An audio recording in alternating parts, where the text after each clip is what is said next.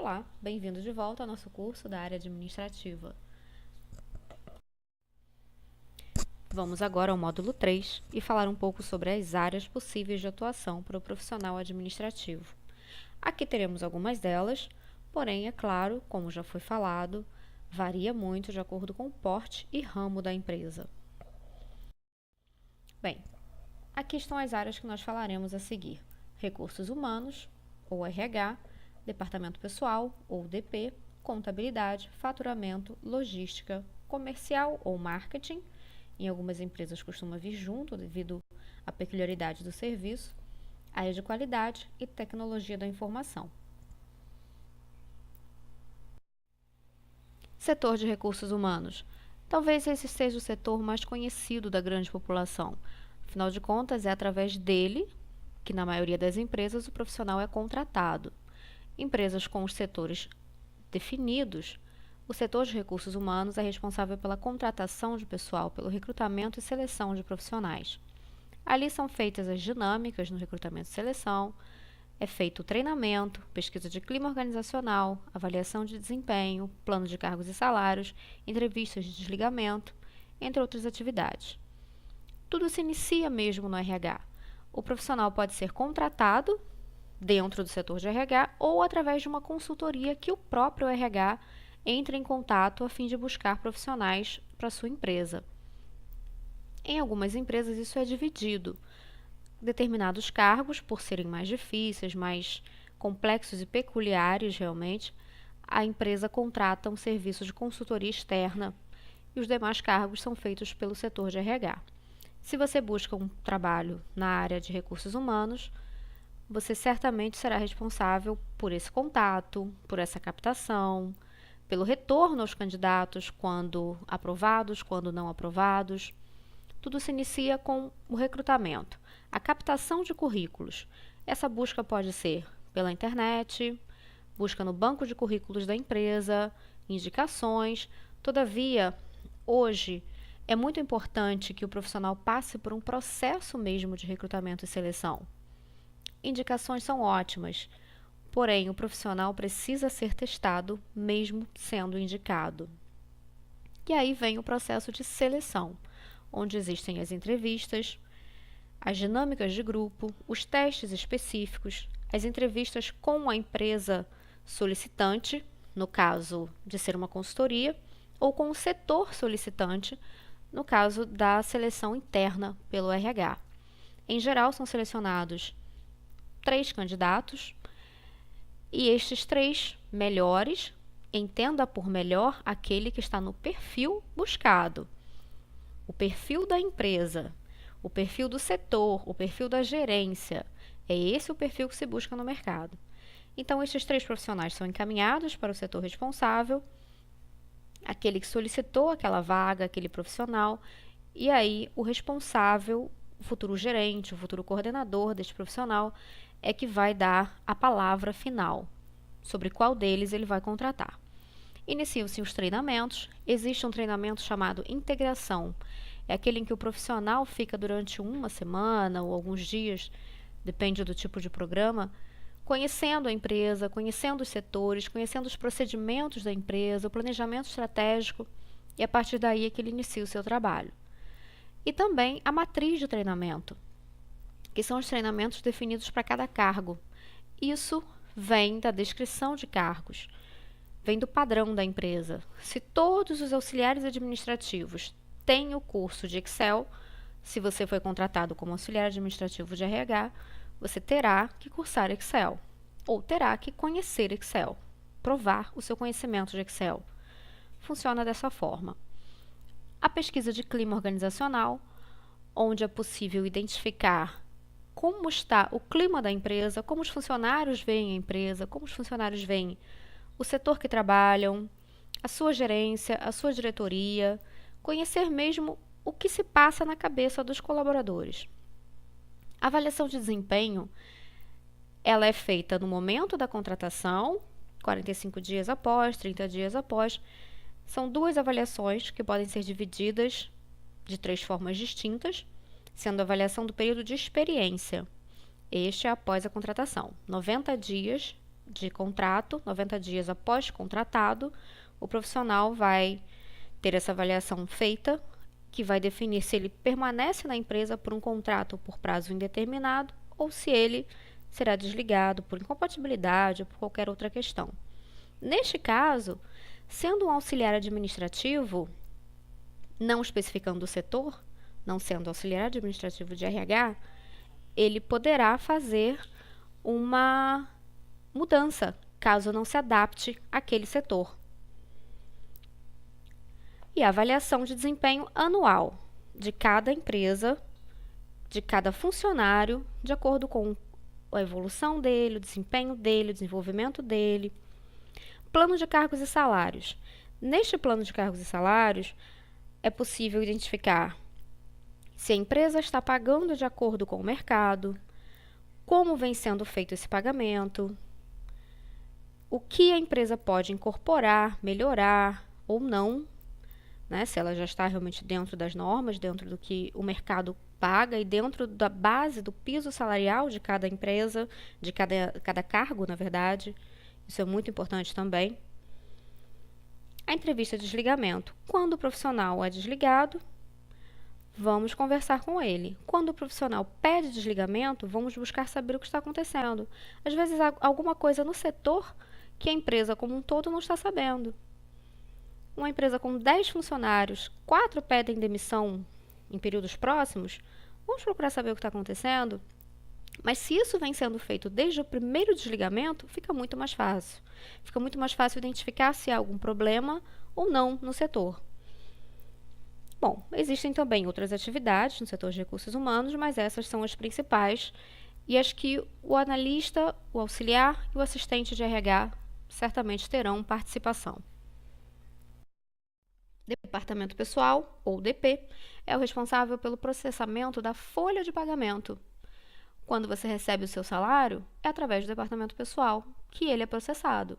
Se você tem faltas, atrasos, horas extras, bonificação, todo esse cálculo é feito pelo profissional da área de Departamento Pessoal. Quando o funcionário entra na empresa, no momento da admissão, o RH encaminha para o DP, para que esse profissional entregue a sua documentação necessária para a admissão e, a partir daí, assine o contrato de trabalho. Assinado esse contrato de trabalho, ele passará por um período de experiência ou ele terá um contrato por tempo determinado, contrato de 2 anos, contrato de 1 ano. Também é feito o contrato de estagiário, contrato de autônomos. São vários os tipos de contrato. Neste setor também, ele faz a sua solicitação de férias, quando já tem um período suficiente para isso, e aí há a possibilidade do gozo de 20 dias ou 30 dias de férias, sendo a venda de 10 dias. Há também a rescisão do contrato de trabalho, nos seus tipos de rescisão: rescisão por justa causa, quando há um problema grave; sem justa causa, uma dispensa simples, a empresa não quer mais, não precisa mais contar com os serviços do empregado, então uma dispensa sem justa causa. Pode haver uma quebra de contrato, tanto por conta da empresa quanto do profissional. E também o tempo determinado. Findou o período de trabalho do funcionário, quando é um período determinado, como no exemplo citado, de 1 ano, 2 anos, 6 meses. E aí há essa rescisão também do Departamento Pessoal. Há ainda o recolhimento das contribuições e dos impostos, o INSS, o FGTS. O Departamento Pessoal tem as datas corretas para esses recolhimentos e esses pagamentos e é responsável por processá-los. E o controle de benefício, que pode ser simplesmente aquele benefício por lei, determinado por lei, ou a empresa pode ter benefícios extras. São eles: vale transporte, vale alimentação, vale refeição, seguro de vida, assistência médica, assistência odontológica, PLR, que é a participação em lucros e resultados, que vem sendo muito comumente utilizada nas empresas também, entre outros benefícios possíveis e também outras atividades. Bem, se você gosta de números, de impostos, de cálculos, essa é a sua área de trabalho. A área financeira, a área contábil. Em geral, é necessária uma formação técnica ou formação superior na área. Porém, é possível ver alguns administradores, alguns técnicos em administração também trabalhando no setor financeiro. O setor financeiro, ele integra a contabilidade, porque a área contábil facilita muito a área financeira, faz algumas atividades necessárias, as apurações, as apurações de impostos, os balancetes, o balanço, a escrituração, e a partir daí o financeiro executa todos os pagamentos necessários. Então, esse setor, ele vai verificar se a empresa é, por exemplo, lucro presumido, optante do Simples Nacional. A partir daí, a legislação varia de uma para outra. Então, é preciso ter atenção a tudo isso para não fazer pagamentos de impostos desnecessários ou buscar coisas que não são relativas ao tipo de economia da sua empresa. Dessa forma, vai ser necessário, a partir de toda essa apuração, de todo esse cálculo, fazer a escrituração e a classificação da contabilidade, os balancetes, o balanço patrimonial, os impostos, que são uma questão muito importante, não se pode esquecer de pagar imposto, senão a empresa fica realmente com dificuldades, as obrigações acessórias, o livro caixa, declaração de imposto de renda, controle dos bens do ativo fixo, além de outras coisas. Mas é importante observar que estes setores são responsáveis realmente pelo dinheiro da empresa. O que entra, o que sai, e aí ao final a gente vai saber, a empresa recebeu mais do que gastou ou gastou mais do que recebeu? Ela está no vermelho? Ela se sustenta? Ela se mantém? Ela tem uma atividade que pode ser continuada? É possível que ela venha a ter lucro, mesmo estando no vermelho nesse momento? A partir daí, a gente integra com os outros setores e vê como é que anda a área financeira. Porque os investidores, os parceiros, precisam saber, querem esses controles periodicamente. Então, mesmo que a empresa não esteja bem, é possível que a área administrativa de outro setor avalie as oportunidades, as ameaças, as fraquezas, as forças, faça um planejamento estratégico modificado para, a partir daí, buscar o crescimento. Então, veja, tudo está integrado. O setor financeiro vai apurar a vida financeira da empresa. E, a partir daí, tendo dificuldades, ele vai recorrer a outros setores, recorrer a outras diretorias, a outras gerências, e integrar as informações e buscar melhoria. Ninguém trabalha sozinho, nenhum setor trabalha sozinho. Mas lembre-se, entrou na área financeira, na área de contabilidade, você vai ver muito número. Então, é bom que tenha uma facilidade ou pelo menos um interesse maior por isso. Ainda falando um pouco de números, o setor de faturamento é responsável pela emissão e conferência de notas fiscais. É neste setor que as notas fiscais são repassadas aos clientes que compram ou aos clientes que vendem alguma coisa para a empresa, porque é necessário fazer a anotação do tomador.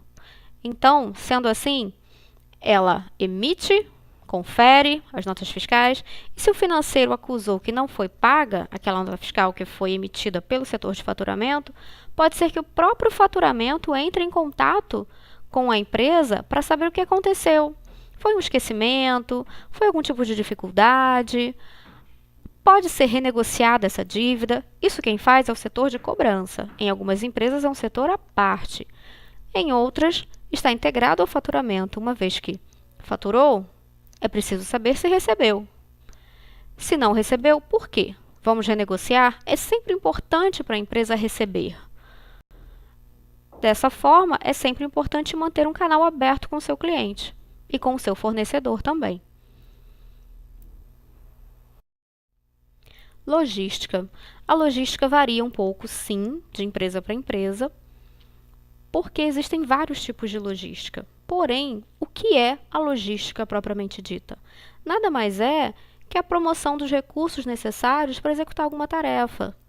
Tudo que você precisa para que aquela atividade, para que aquela tarefa seja feita, é uma logística, integra a logística da coisa. Por exemplo, se você tem uma viagem para o fim de semana, você vai organizar a sua logística da viagem. Você vai definir o seu roteiro, vai emitir a sua passagem ou organizar o seu carro, fazer manutenção, pôr a gasolina, verificar os freios, os pneus. Você vai organizar a sua chegada. É um hotel? É a casa de algum amigo? É a sua própria casa? Ela já está limpa? É necessário que alguém faça essa limpeza prévia para você? Você vai chegar limpando esta casa? Então você vai comprar o material de limpeza e já vai levar? Tudo isso faz parte da logística da sua viagem. Você está organizando a sua viagem.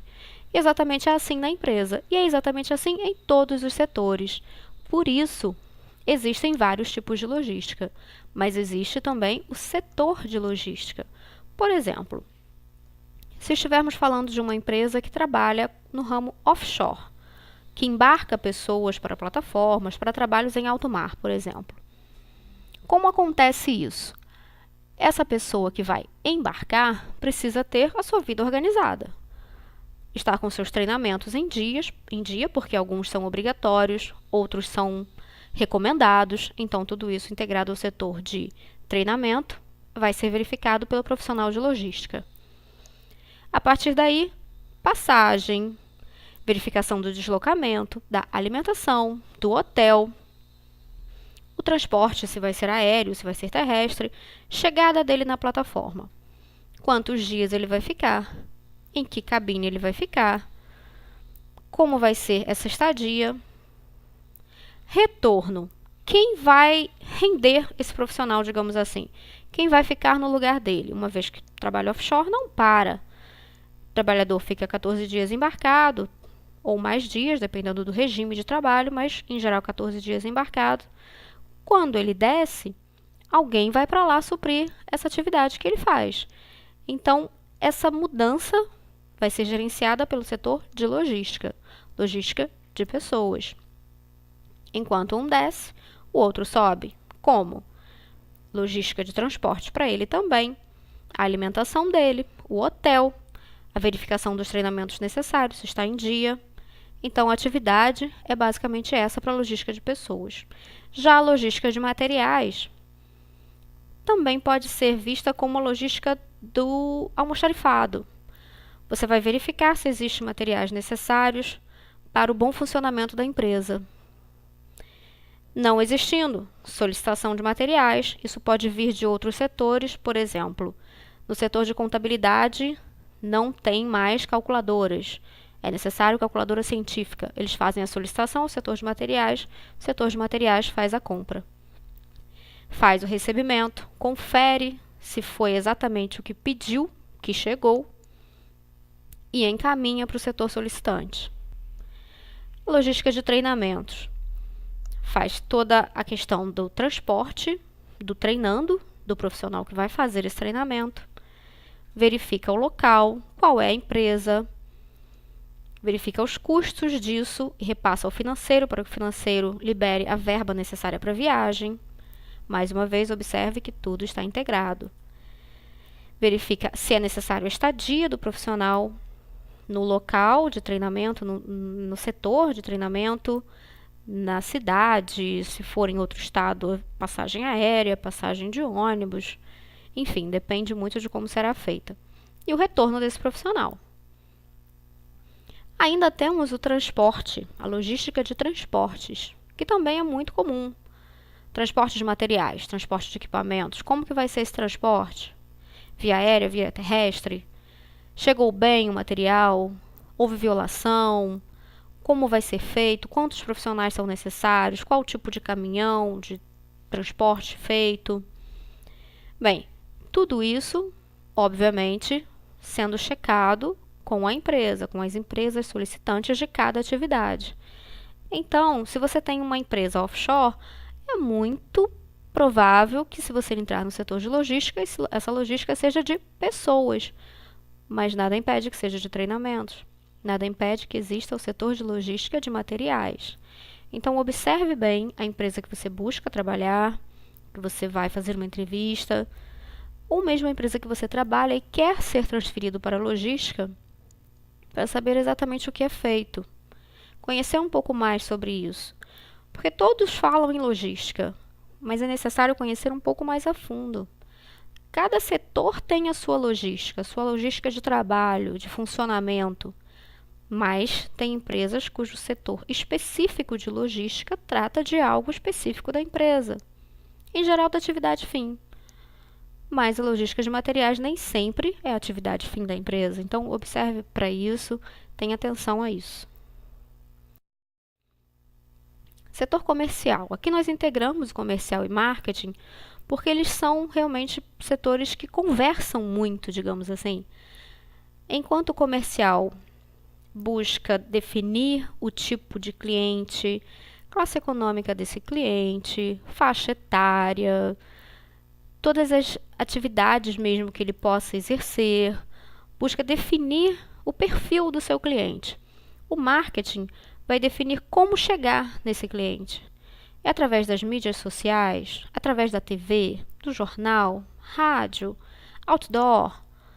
Então, realmente são setores muito integrados e muito próximos, que geralmente estão juntos na empresa. Eles fazem a definição do perfil do cliente, através daí as estratégias para abordar esse cliente, fazem a divulgação, a prospecção, buscam não só captar, mas fidelizar o cliente. Porque hoje, na era das mídias sociais, é muito fácil perder um cliente com uma postagem ruim, dizendo que seu serviço ou seu produto não foi bem feito, não foi bem realizado, não foi bem entregue. Sendo assim, o pós-venda também é muito importante, não só a venda, mas o pós-venda. Verificar se o cliente gostou, se o cliente está satisfeito, se não gostou, por quê? O que pode ser feito para melhorar? E analisar a concorrência. Essa análise pode ser feita através da matriz SWOT, que nós falamos anteriormente. Quais são as fraquezas, quais são as debilidades da empresa e o que pode ser feito para melhorar. E quais são as forças da empresa, o que a empresa tem de melhor que pode ser reforçado. O setor de atendimento ao cliente, ou SAC, normalmente chamado de SAC, Serviços de Atendimento ao Cliente, call center, ele pode ser integrado também ao setor comercial. Uma vez que o comercial define o cliente, o SAC vai receber as informações desse cliente. Pode ser o pós-venda ou pode ser o serviço de atendimento. O pós-venda costuma ser mais eficiente, porque o cliente fica muito feliz quando você liga para saber se ele está satisfeito ou não. Mesmo que ele não esteja satisfeito, só o fato da empresa se interessar por ele já é muito bom, já muda um pouco a visão do cliente sobre a empresa. Mas se for um SAC, um atendimento receptivo, um telemarketing receptivo, caso o cliente ligue para falar, também é muito interessante, porque você vai saber aonde a empresa está errando, aonde a empresa está acertando. É claro que tem muitos clientes que querem coisas que a empresa não pode fazer, querem integrar coisas aos serviços ou produtos que não são possíveis. Mas neste momento de contato com o cliente, é possível receber feedbacks muito interessantes. E a partir daí, fazer a melhoria contínua dos seus produtos ou serviços. O setor de qualidade, ele através de indicadores, de auditorias, ele vai ser responsável por acompanhar os processos da empresa e buscar que eles sejam sempre coerentes com o que se busca e sejam eficazes, eficientes e eficazes. Como assim? As empresas em geral têm os seus procedimentos, as suas atividades procedimentadas, elas estão escritas. Assim deve ser feito. E como ele é feito? Será que ele é feito diferente do que a empresa procedimentou, do que ela escreveu? Normalmente as empresas que têm isso mais definido são as empresas que têm os sistemas de certificações, que buscam as certificações. Hoje são várias, mas talvez as mais conhecidas sejam a SA 8000, que fala sobre responsabilidade social, e as ISO 9001, 14000, aí varia, né? Depende muito do ramo de atividade, cada uma vai buscar de acordo com a sua atividade. Mas, seguindo a ISO, caso você tenha uma empresa que busca a qualificação ou que esteja qualificada, ela vai ter procedimentos. Ali ela vai descrever, no caso, por exemplo, departamento pessoal, como é o sistema de férias, como funcionam as férias, quantos dias de antecedência o profissional deve comunicar as suas férias ou deve solicitar as suas férias, porque o prazo de férias é um prazo legal.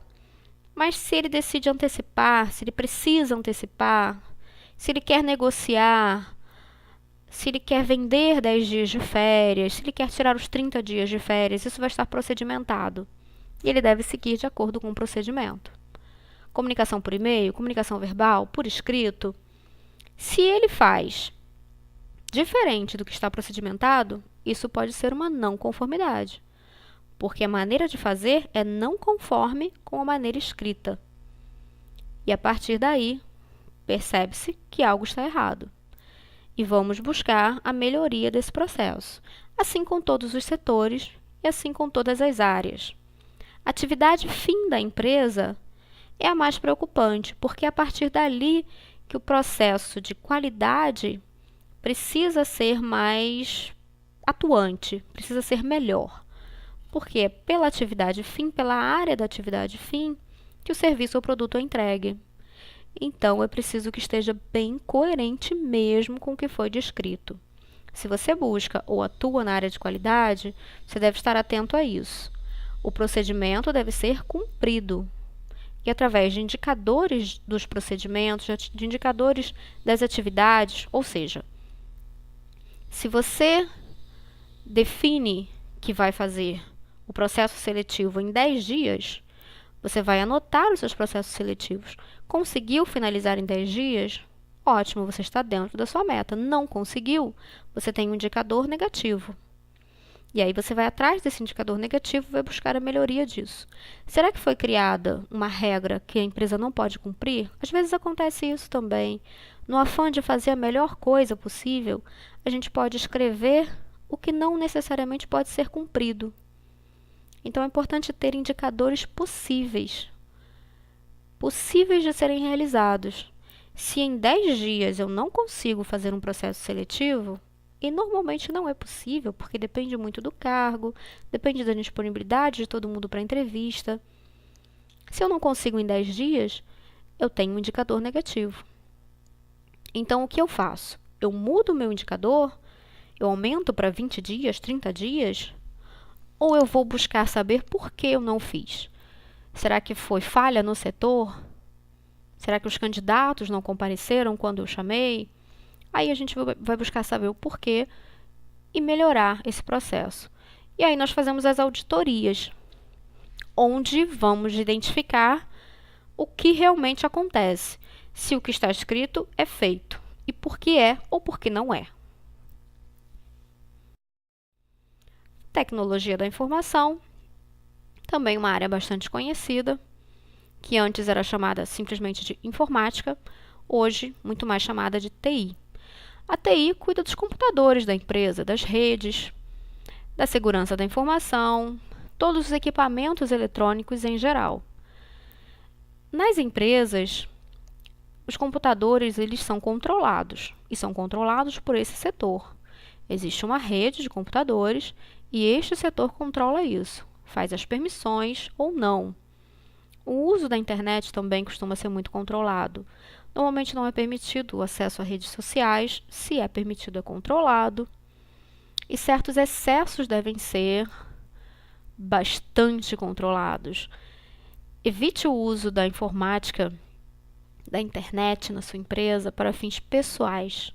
Lá você está realmente para trabalho. E tudo que é feito no computador da sua empresa fica registrado.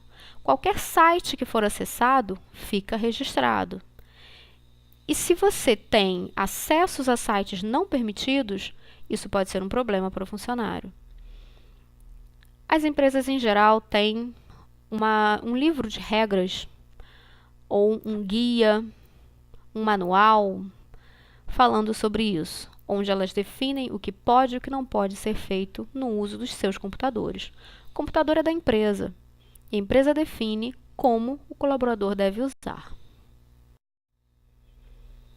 Bem, temos ainda alguns outros setores, tanto na área administrativa como na área operacional. O nosso curso foi muito mais voltado para a área administrativa. Então, nelas, nós temos alguns setores como a saúde do trabalho, que em outras empresas pode estar na área operacional, a fiscalização, a cobrança, o atendimento ao cliente, os agendamentos, dependendo do tipo de empresa, se for uma empresa que faz visitas, pode ter o agendamento, uma empresa de treinamentos tem o agendamento. Mas na área operacional também há a demanda por profissionais administrativos, que podem ser, por exemplo, áreas como segurança patrimonial, serviços gerais, manutenção, almoxarifado, alimentação, se a empresa tiver o seu refeitório. Isso varia completamente de acordo com o porte e ramo da empresa. Aqui nós buscamos apresentar para vocês alguns setores e um pouquinho da atividade de cada um desses setores. Todavia, cada setor demanda um curso inteiro para que você conheça um pouco mais sobre ele. Aos poucos, nós estaremos colocando no ar, na Capital Nobre, os cursos sobre estes setores falados. Iniciaremos com alguns deles na área administrativa e em seguida teremos outros operacionais também. Então fique atento, acesse sempre e você vai sempre ter novidades. Chegamos ao final do nosso curso da área administrativa. E lembre-se, teremos sempre novidades para você. Caminhe, qualifique-se, conte conosco para o que precisar. Um abraço e sucesso sempre!